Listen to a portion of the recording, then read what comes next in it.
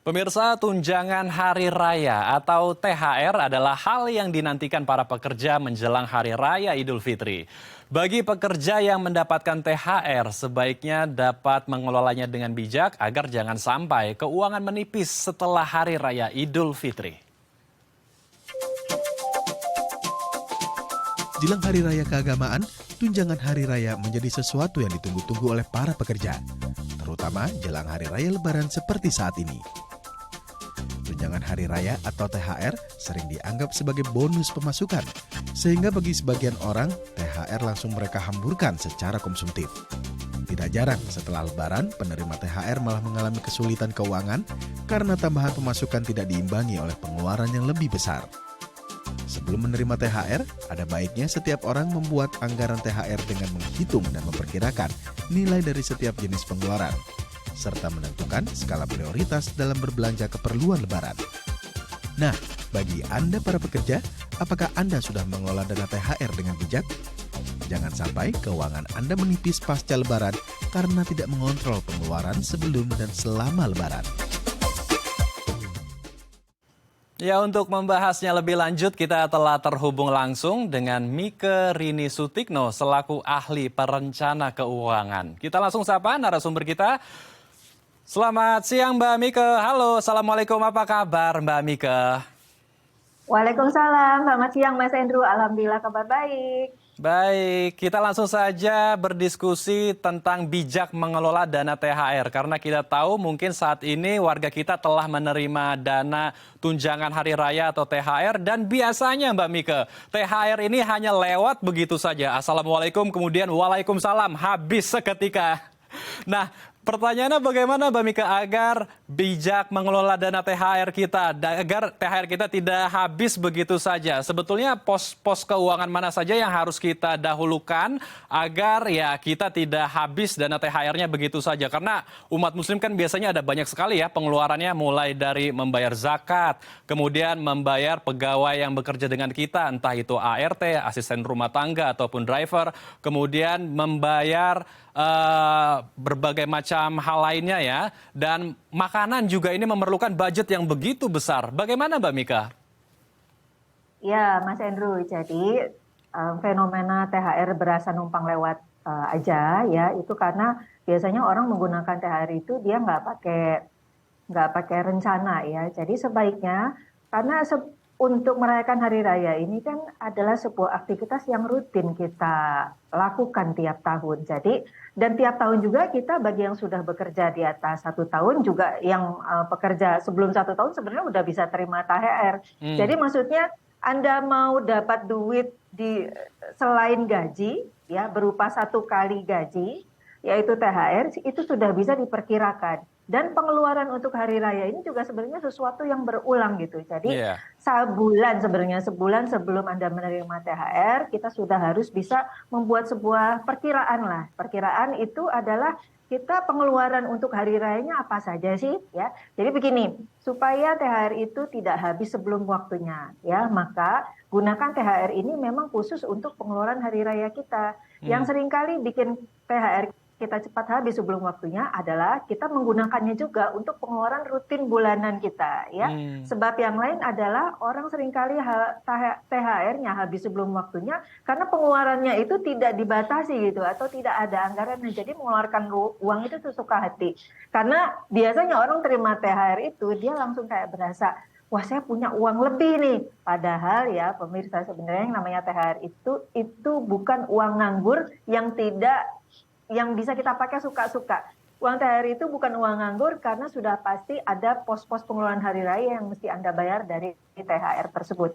Nah, pos-pos pengeluarannya ini sebenarnya ada beberapa kategori. Mulai dari pos amal, termasuk di dalamnya zakat, infak, sedekah, ya. Kemudian termasuk juga ada tradisi nih, bagi-bagi THR. Terutama biasanya mungkin keponakan biasanya ada tradisi gitu ya tuh keponakan perlu dibagi THR juga nih, jadi ada semacam kayak hadiah lebaran. Yang kedua pos makanan, jadi biasanya ada sajian khusus lah. Kalau tidak ada sajian khusus ini rasanya tidak afdol gitu hari rayanya. Lalu biasanya juga ada baju barunya, dan yang terakhir biasanya kalau Anda lebaran di rumah mungkin mau sedikit memperbaiki rumah, cat baru dan lain sebagainya. Ini akan berbeda kalau Anda menggunakan THR untuk mudik ya. Jadi perlu juga ada pendekatan yang berbeda karena untuk mudik mungkin Anda perlu menganggarkan transportasi, penginapan, makanan saat mudik juga menjadi ajang jalan-jalan di sana itu semuanya perlu dianggarkan. Nah, jadi harusnya agar kita tidak panik gitu ya atau tidak cepat habis sebelum waktunya, maka gunakan THR ini sesuai dengan kebiasaan aktivitas hari raya Anda. Jika Anda berhari raya di rumah, maka bikin anggaran untuk berhari raya di rumah. Jika Anda berhari raya di kampung halaman, mudik, maka sesuaikan anggaran sesuai dengan anggaran mudik Anda. Baik, jadi kembali lagi ya kita harus memperhatikan hal esensial apa yang betul-betul urgent sehingga pos-pos keuangannya begitu bisa terlihat di depan mata. Nah kalau untuk persentasenya Mbak Mike, idealnya ini berapa persen untuk zakat berapa, kemudian untuk makanan berapa, kalau mudik juga kira-kira berapa persentasenya, apakah pembagiannya bisa rata 20% atau 25% per setiap pos keuangan atau seperti apa Mbak? Agar tidak ada over budget juga di salah satu sektor. Nah, tadi kita sudah membagi kepada beberapa pos pengeluaran untuk hari raya, ya. Ingat sekali lagi, untuk hari raya dibayar dari THR, sementara untuk pengeluaran rutin bulanan seperti transport, kantor, listrik, berbagai tagihan, ya, itu dibayar dari gaji ya, jadi jangan dicampurkan. Oke, kembali kepada pengeluaran hari raya, berapa sih persentasenya? Nah, di sini ada dua pendekatan yang berbeda, terutama untuk pos pengeluaran yang harus kita bayar wajib kita sebagai muslim, yaitu membayar zakat fitrah. Kalau nggak salah tahun ini 45.000 ya. Tinggal Anda kalikan aja berapa anggota keluarga yang Anda tanggung zakat fitrahnya ya. Kemudian ditambah lagi adanya zakat mal. Nah, zakat mal ini juga persentasenya sudah fix ya, sudah ditetapkan gitu, yaitu sebesar 2,5% terhadap harta Anda yang sudah masuk kualifikasi untuk dizakat, yaitu masuk nisabnya dan masuk masa waktunya, yaitu 1 tahun. Contoh misalnya Anda punya emas 85 gram, maka dia sudah masuk nisab emas untuk zakat ya, yang besarnya adalah 2,5% begitu ya. Nah itu belum lagi kalau Anda punya harta yang lain ya, jumlahnya jadi harus dipotong 2,5%. Nah di situ dari situ kita bisa lihat untuk zakat fitrah dan zakat mal yang sifatnya wajib, persentasenya sebenarnya sudah bisa diperkirakan, sehingga berapa besar alokasinya sudah bisa Anda alokasikan dari THR Anda. Nah, yang lain-lain itu persentasenya justru kita yang harus batasin. Jadi kalau zakat yang wajib kita tinggal ngikutin presentasinya saja berapa. Sementara kalau yang lain-lain kita justru mesti batasin di depan. Contoh misalnya, ya pengeluaran untuk bagi-bagi itu loh, angpau lebaran loh, Mas Andrew. Ya, angpau lebaran itu biasanya kita mungkin pendekatannya orang beda-beda. Ada yang mungkin ke keponakan-keponakannya gitu ya, untuk misalnya memeriahkan suasana, tapi ada juga ke saudara-saudara yang kurang mampu ya. Pendekatannya boleh apa saja, tapi semuanya harus sesuai kemampuan Anda ya. Sekali lagi, bagi-bagi hadiah ini sebenarnya bukan kewajiban. Contoh misalnya begini, Anda punya THR misalnya katakan 10 juta ya. Setelah dipotong kewajiban zakat, maka Anda mau melaksanakan pembagian berbagi untuk hadiah lebaran berupa uang tunainya. Nah, Anda batasi misalnya 1 juta. Nah, 1 juta ini untuk amplop lebaran berarti kan 10%. Gitu. 10% daripada THR Anda. Nah, selanjutnya Anda untuk menyisihkan untuk makanan. Makanan misalnya 20%, katakan dari THR Anda ya. Masih ada sisa sekitar tadi sudah dipotong zakat, lalu untuk hadiah lebaran, lalu makanan, tersisa misalnya katakan 60%. Nah, 60% ini bisa dibagi lagi ke dalam misalnya pos untuk belanja bajunya dan perlengkapan ibadahnya misalnya 20% ya. Kemudian lagi mungkin untuk infak dan sedekahnya mau tambahin lagi juga boleh gitu. Nah, jadi gini, berapa prosentasenya sebenarnya tergantung dari kebutuhan keluarga atau si individu yang bersangkutan ya. Kalau Anda mau meningkatkan pos infak dan sedekahnya berarti mungkin pos presentase untuk makanan dan bajunya atau untuk perbaikan rumahnya itu yang dikurangi. Jadi sesuaikan dengan situasi keuangan masing-masing. Baik, jadi disesuaikan dengan kebutuhan dan situasi keuangan sendiri ya, baru kita bisa membuat framing kira-kira pos keuangan berapa yang lebih dibesarkan begitu. Nah, tadi Mbak Mika juga sudah sempat menyinggung bahwa ada momen juga untuk membagi-bagikan angpau kepada keponakan. Nah, saya akan sedikit bergeser ke mudik nih, karena momen mudik ini juga salah satu momen yang menguras budget kita ya. Mulai dari ongkos perjalanan, tiket mungkin kalau yang pergi naik pesawat atau kereta api, dan ketika sampai ke kampung halaman, Mbak Mika, ada juga yang menjadikan budget kita cepat habis, yaitu ada keluarga yang menanyakan, selain menanyakan kapan nikah biasanya di kampung halaman, ada juga yang menanyakan angpau lebarannya mana, seperti yang Mbak Mika bilang, terutama keponakan-keponakan kita nih. Nah, bagaimana bisa menyiasati momen mudik ini agar kita tidak over budget juga untuk perjalanan dan di kampung halaman, Mbak Mika? Nah, ini mumpung kita bicara mengenai THR untuk keponakan begitu ya, atau intinya begini, berbagi pada saat kita memiliki kelebihan uang tunai lah, kelebihan rezeki itu merupakan suatu kebiasaan yang sangat baik. Namun kita harus kembali, kita evaluasi terlebih dahulu motivasi kita ya. Jadi begini, pada dasarnya pemberian atau berbagi angpau lebaran itu bukanlah suatu kewajiban, tapi jika Anda sanggup melakukannya, itu bagus buat dilakukan. Hanya sekali lagi, kalau dari sisi perencanaan keuangan harus sesuai dengan kemampuan Anda. Jadi jangan sampai ajang bagi-bagi angpau lebaran ini ajang untuk show off gitu ya. Apalagi kemudian ajang karena Anda merasa nggak enak karena ditanyain gitu. Masa udah merantau ke kota besar pulang nggak bawa apa-apa sih atau THR-nya sedikit gitu. Jadi Anda merasa itu jadi ajang show off gitu. Jadi sebenarnya tidak perlu seperti itu ya. Nah, kemudian juga perlu dievaluasi. Kalau Anda memberikan misalnya uang gitu ya sebagai misalnya motivasi agar lebih rajin beribadah, nah menurut saya itu kurang tepat gitu, karena kalau kita beribadah masa kita harus diiming-imingi oleh uang ya. Jadi perlu kita evaluasi uang kita, pemberian hadiah berupa uang ini mungkin lebih ke arah infak dan sedekah kepada saudara-saudara yang kurang mampu. Mungkin itu pendekatan yang menurut saya lebih kepada dalam konteksnya ibadah ya. Kemudian kalau sesuai dengan kemampuan berarti begini ya. Kita data terlebih dahulu. Jadi sebelum kita sampai ke kampung halaman, ya, sebelum berangkat sudah kita data terlebih dahulu. Ini kan suatu kegiatan yang berulang. Jadi yang mau kita kasih itu sebenarnya sudah ada gitu datanya. Misalnya keponakan kita ada 10, ditambah mungkin ada paman bibinya ada 15 lah begitu. Lalu berapa jumlahnya masing-masing orang? Mungkin pendekatan Anda bisa begini ya. Yang lebih muda mungkin karena kebutuhannya sedikit dapatnya lebih sedikit. Yang lebih tua karena kebutuhannya lebih banyak mungkin dapatnya lebih besar. Jadi kombinasi besar kecilnya itu bisa Anda kombinasi sesuai dengan usianya, karena karena asumsinya adalah semakin bertambahnya usia mungkin kebutuhannya dia semakin besar. Jadi sudah dibagi terlebih dahulu kepada siapa mau memberi, dan besar kecilnya juga sudah diatur sesuai dengan kebutuhan ya. Total dari berapa yang mau Anda bagikan itu harus sesuai dengan batas budget ya. Batas budget berapa Anda mau membagikan hadiah berupa uang lebaran itu. Seperti contoh tadi di awal, THR saya 10% untuk bagi-bagi kepada saudara-saudara atau alias angpau lebaran itu tadi. Jadi totalnya tidak boleh melebihi batas persentase yang sudah Anda anggarkan. Baik, jadi kita kembali lagi harus menentukan batas budget kita ya, agar pada saat kita ke kampung halaman membagikan angpau kepada keponakan kita tidak over budget, dan ketika kembali dari kampung halaman ke kota tempat kita bekerja kita sudah kehabisan dana. Nah, pertanyaan selanjutnya Mbak Mika masih seputar mudik nih. Bagaimana sebaiknya agar kita mudik juga dengan bijak mengelola keuangan dan tiket juga bisa kita akalin ya? Apakah mungkin kita juga bisa urunan begitu Mbak Mika, menyewa mobil sehingga ya bensin kemudian tolnya juga bisa patungan sehingga bisa lebih efisien? Itu bisa menjadi solusi nggak Mbak Mika? Tapi ditahan dulu Mbak, karena kita akan bahas usai jeda.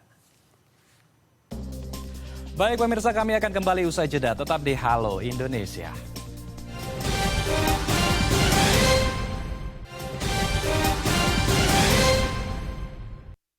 Terima kasih pemirsa, Anda masih bersama kami di Halo Indonesia. Kita masih melanjutkan perbincangan kita bersama dengan Mbak Mika Rini Sutikno, ahli perencana keuangan.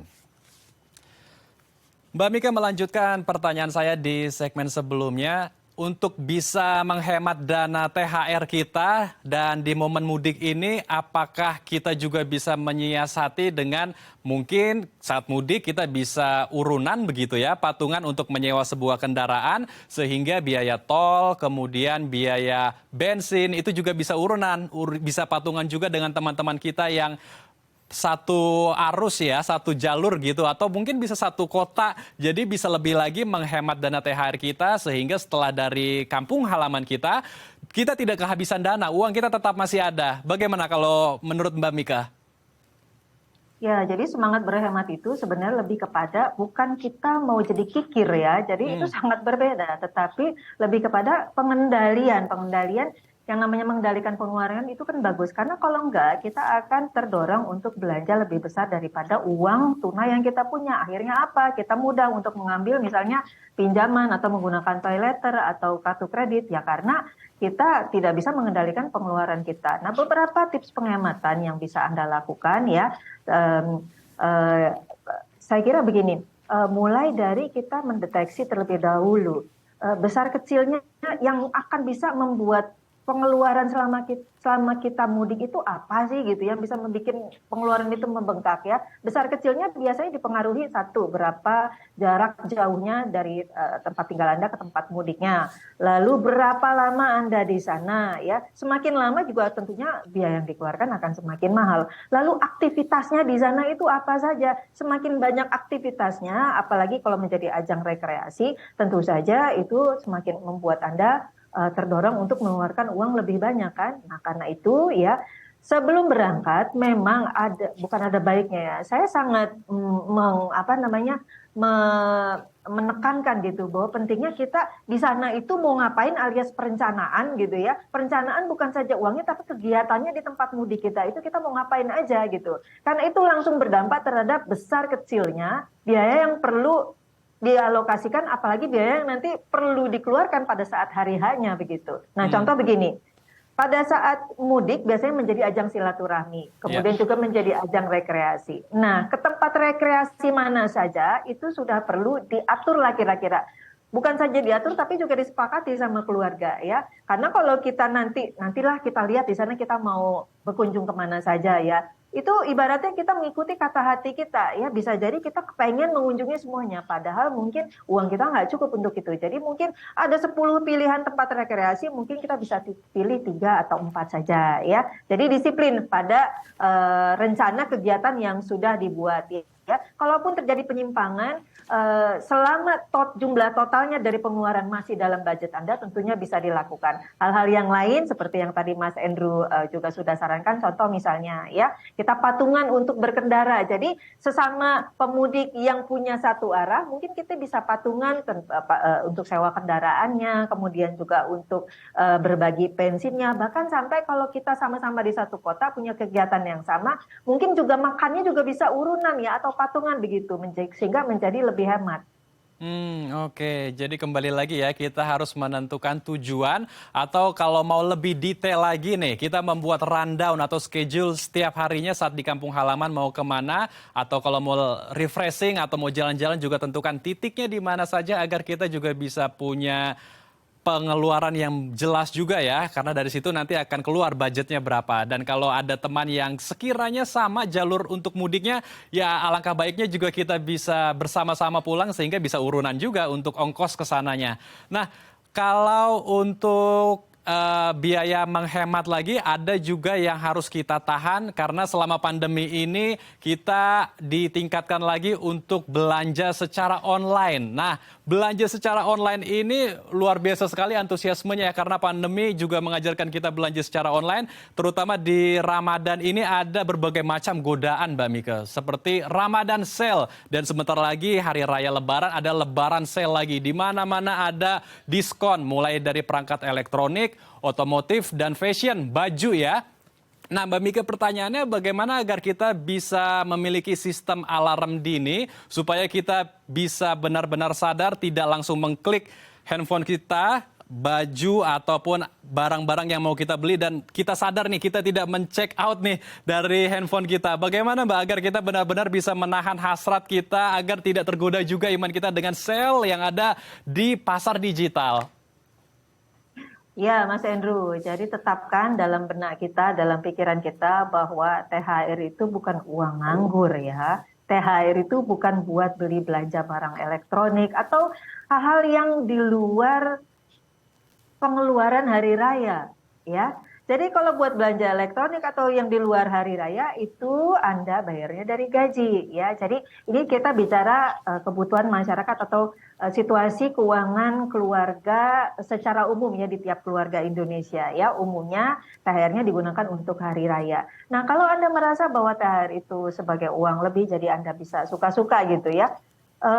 Begitu sejak awal Ramadan, bahkan sebelum Ramadan ya sudah mulai banyak kita ditawarkan oleh berbagai program promo sale ya, yang mana biasanya penjualnya itu